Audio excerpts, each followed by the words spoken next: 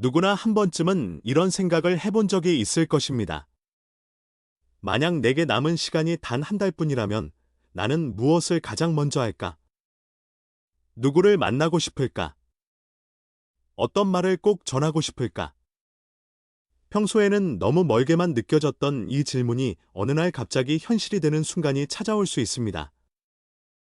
우리는 늘 죽음이라는 단어를 멀리 하려고 합니다. 불길하다고 생각하고 괜히 입 밖에 꺼내면 나쁜 일이 생길 것처럼 느끼기도 합니다. 그래서 많은 사람들은 마지막 순간에 대한 이야기를 피하며 살아갑니다. 하지만 피한다고 해서 그 시간이 사라지는 것은 아닙니다. 오히려 준비하지 못한 채 갑작스럽게 마주하게 될 때 더 큰 후회와 슬픔이 남게 됩니다. 사람은 누구나 태어난 순간부터 마지막을 향해 천천히 걸어가고 있습니다. 다만 우리는 그것을 잊은 채 바쁘게 살아갈 뿐입니다. 중요한 것은 죽음을 두려워하는 것이 아니라 그 순간을 어떻게 맞이할 것인가입니다.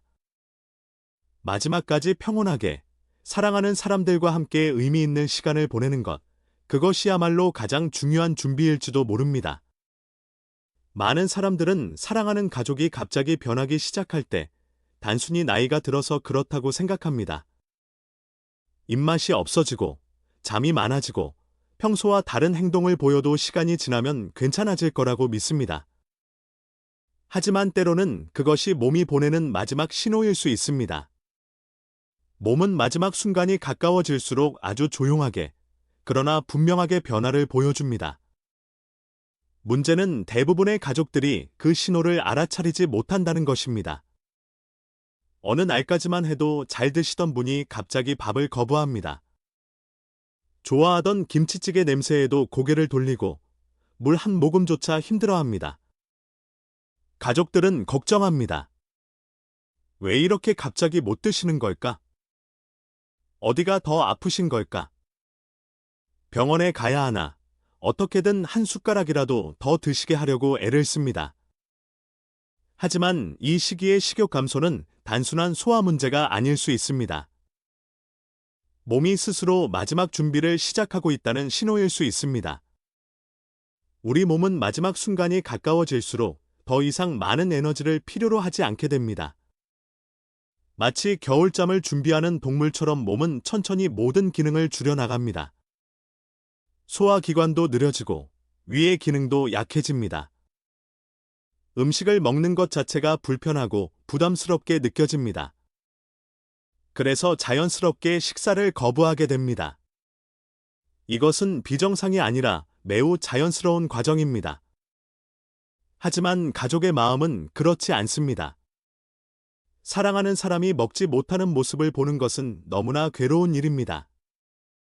먹어야 힘을 낼 텐데, 먹어야 살아날 텐데, 그런 마음에 억지로라도 먹이려 하게 됩니다.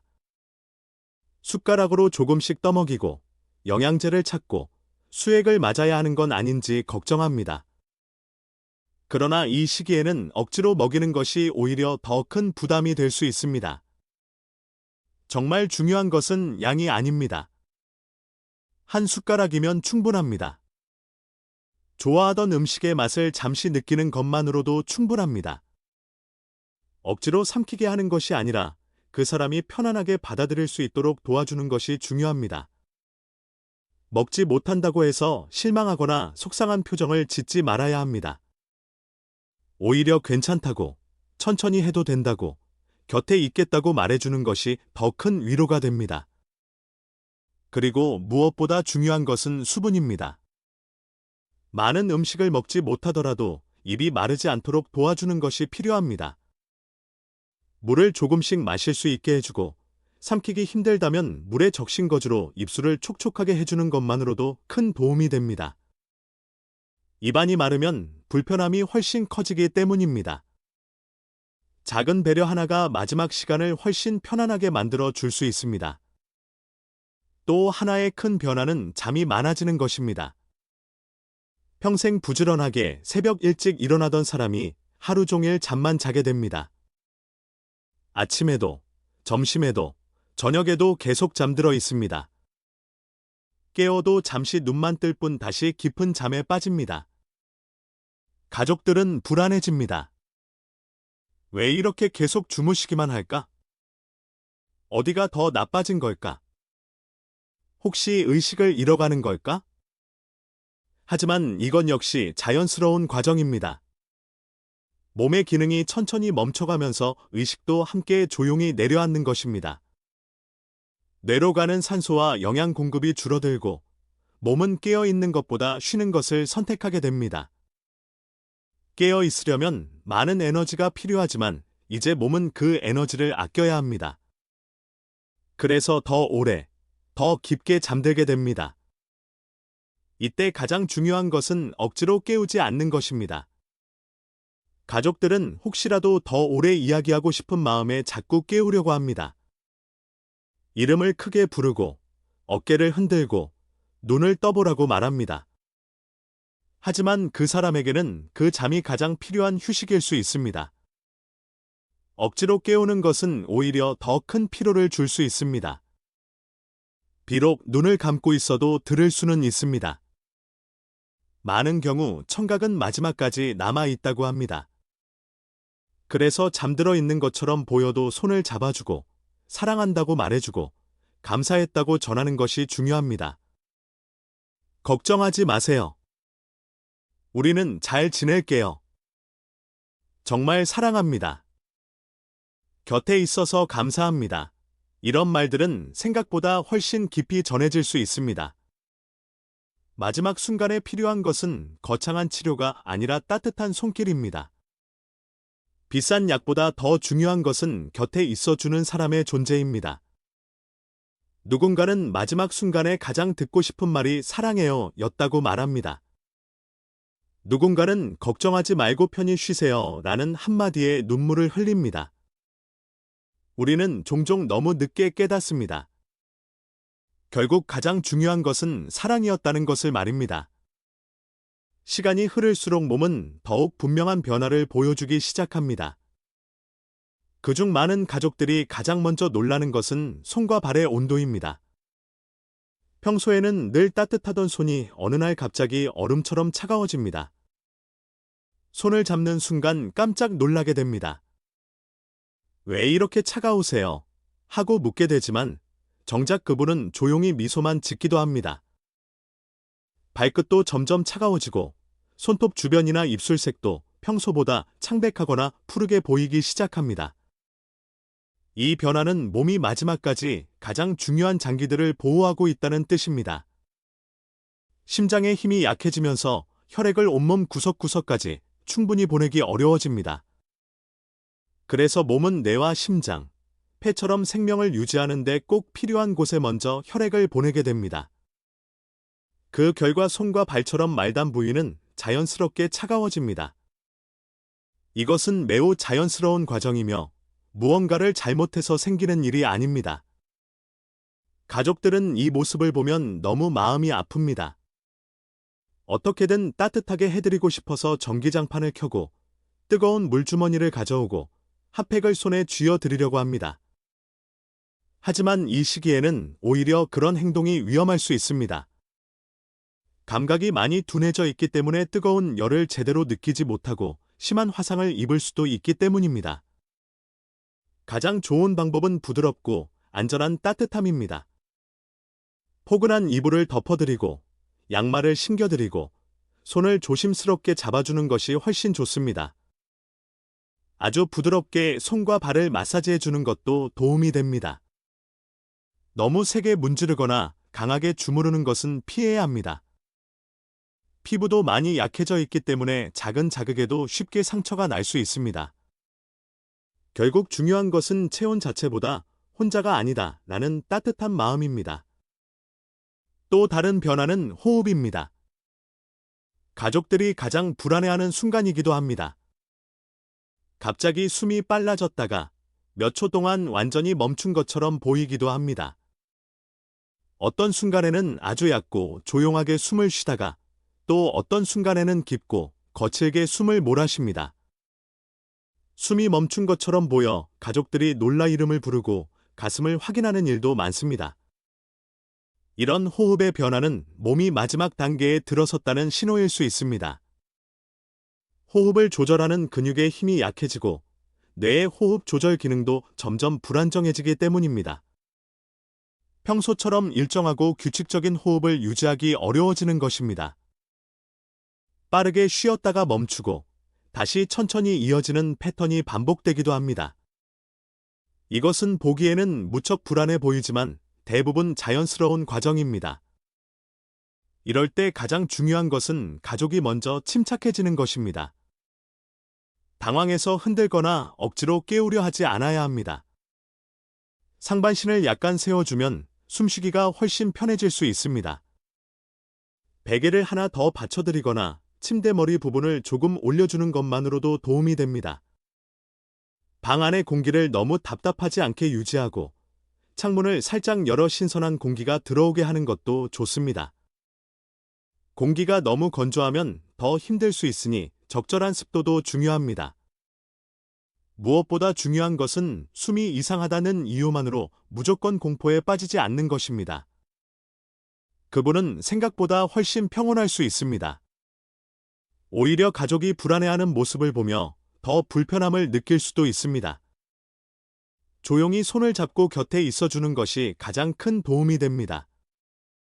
그리고 많은 가족들이 깜짝 놀라는 또 하나의 변화가 있습니다. 바로 목에서 나는 소리입니다.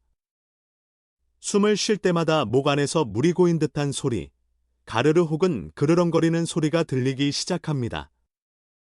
처음 들으면 대부분 매우 놀랍니다. 무언가가 목에 걸린 것 같고 당장 가래를 빼줘야 할 것처럼 느껴집니다. 어떤 가족들은 등을 세게 두드리거나 억지로 기침을 시키려고도 합니다. 하지만 이 소리는 대부분 침이나 가래 같은 분비물을 스스로 삼키기 어려워졌기 때문에 생깁니다. 목 주변 근육이 약해지고 삼키는 힘이 줄어들면서 분비물이 자연스럽게 목에 머물게 됩니다. 숨을 쉴 때 그 사이로 공기가 지나가면서 소리가 나는 것입니다. 듣는 사람에게는 고통스러워 보일 수 있지만 실제로는 환자가 큰 통증을 느끼지 않는 경우가 많습니다. 이럴 때는 무리하게 없애려고 하지 않는 것이 중요합니다. 머리를 살짝 옆으로 돌려주면 분비물이 자연스럽게 흘러나올 수 있습니다. 상반신을 조금 세워주는 것도 도움이 됩니다. 입 주변에 흐르는 침은 부드러운 거즈나 깨끗한 티슈로 가볍게 닦아주면 됩니다. 하지만 입안 깊숙이 손을 넣거나 강하게 가래를 빼내려고 해서는 안 됩니다. 그것은 오히려 더 큰 불편과 고통을 줄 수 있습니다. 우리는 종종 마지막 순간을 너무 두렵고 고통스러운 장면으로만 생각합니다. 하지만 실제로는 많은 부분이 자연스러운 몸의 변화입니다. 몸은 마지막까지 스스로 길을 알고 있습니다. 천천히, 조용히 준비를 하고 있는 것입니다. 우리가 해야 할 일은 그 흐름을 억지로 막는 것이 아니라 그 길이 조금 더 편안하고 따뜻할 수 있도록 곁에서 함께 걸어주는 것입니다. 손이 차가워질 때도, 숨이 달라질 때도, 목에서 낯선 소리가 들릴 때도 가장 필요한 것은 두려움이 아니라 이해입니다. 왜 이러지? 나는 공포보다 지금 몸이 이렇게 준비하고 있구나 라는 받아들임이 필요합니다. 그 순간 가족의 표정 하나, 손길 하나, 말 한마디가 그 사람에게는 세상에서 가장 큰 위로가 될 수 있습니다. 마지막 시간은 슬프기만 한 시간이 아닙니다. 오히려 가장 진심이 오가는 시간일 수도 있습니다. 평소에는 하지 못했던 말을 꺼내고 사랑을 표현하고 마음속 깊이 남아있던 감사와 미안함을 전할 수 있는 시간입니다. 그래서 어떤 이들은 마지막 며칠이 인생에서 가장 아름다운 시간이었다고 말하기도 합니다. 마지막 시간이 가까워질수록 몸뿐 아니라 마음과 의식에도 많은 변화가 찾아옵니다. 그리고 가족들에게 가장 당황스럽고 혼란스러운 순간이 바로 이때일 수 있습니다. 평소와 전혀 다른 말을 하거나 이미 세상을 떠난 사람의 이름을 부르거나 가족을 알아보지 못하는 일이 생기기 때문입니다. 어떤 날은 아주 또렷하게 대화를 나누다가도 몇 시간 뒤에는 전혀 다른 세상에 있는 것처럼 보이기도 합니다. 어느 할아버지는 마지막 며칠 동안 계속 돌아가신 어머니를 찾으셨습니다. 마치 바로 옆에 계신 것처럼 이야기를 나누고 함께 장에 가야 한다고 말씀하셨습니다. 또 어떤 분은 오래전에 세상을 떠난 남편의 이름을 부르며 곧 데리러 온다고 말하기도 했습니다. 가족들은 처음에는 큰 충격을 받습니다. 갑자기 치매가 심해진 건 아닐까, 정신이 완전히 흐려진 건 아닐까 걱정하게 됩니다. 하지만 이것은 마지막 과정에서 매우 흔하게 나타나는 자연스러운 변화입니다. 몸이 약해지면서 뇌로 가는 산소 공급이 줄어들고 의식이 점점 흐려지기 때문입니다. 때로는 탈수나 약물의 영향, 몸속에 쌓인 독소 때문에 이런 변화가 더 뚜렷해지기도 합니다. 의학적으로는 이런 상태를 임종기 혼란이라고 부르지만 가족에게는 그저 낯설고 가슴 아픈 순간일 뿐입니다. 이럴 때 가장 중요한 것은 현실을 억지로 설명하려 하지 않는 것입니다. 그분은 이미 돌아가셨어요. 오늘이 며칠인지 아세요? 라고 반복해서 말하는 것은 오히려 더 큰 불안과 혼란을 줄 수 있습니다. 그분에게는 그 순간이 너무나도 현실일 수 있기 때문입니다. 오히려 조용히 이야기를 들어주고 그 마음을 함께 따라가 주는 것이 훨씬 큰 위로가 됩니다. 어머니가 보고 싶으신가요? 어떤 추억이 가장 생각나세요? 이렇게 부드럽게 물어보면 마음이 훨씬 편안해질 수 있습니다. 이미 떠난 사람을 보고 있다고 말할 때도 굳이 부정하지 않아도 됩니다. 어쩌면 그 순간은 두려움이 아니라 오히려 아주 따뜻한 만남일 수도 있습니다. 우리는 그것을 완전히 이해할 수 없지만 굳이 막을 필요도 없습니다. 또 어떤 분들은 갑자기 아주 불안해하거나 무서워하는 모습을 보이기도 합니다. 눈을 크게 뜨고 누군가를 찾거나 손을 허공으로 뻗으며 무언가를 붙잡으려 합니다. 그럴 때는 말보다 손길이 더 중요합니다.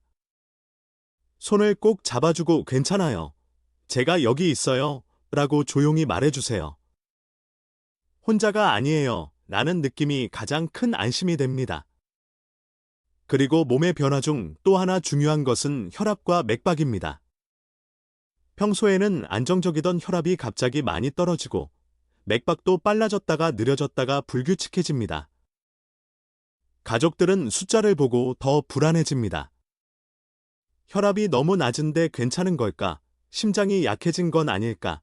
지금 당장 병원으로 가야 하는 건 아닐까 걱정합니다. 하지만 마지막 시기에는 혈압이 떨어지는 것이 매우 자연스러운 과정입니다. 심장의 힘이 점점 약해지고 혈액을 충분히 밀어낼 힘이 줄어들기 때문입니다. 몸은 필요한 곳에만 에너지를 집중하려 하고 그 결과 혈압은 천천히 내려갑니다. 맥박도 처음에는 보상하려고 빨라지지만 시간이 지나면 점점 느려지고 불규칙해집니다. 이때 중요한 것은 숫자에만 집착하지 않는 것입니다. 혈압계 숫자 하나에 마음이 무너질 수 있지만 정말 중요한 것은 그 사람이 얼마나 편안한가입니다. 약을 계속 먹여야 하는지, 중단해야 하는지는 반드시 담당 의료진과 상의해야 합니다.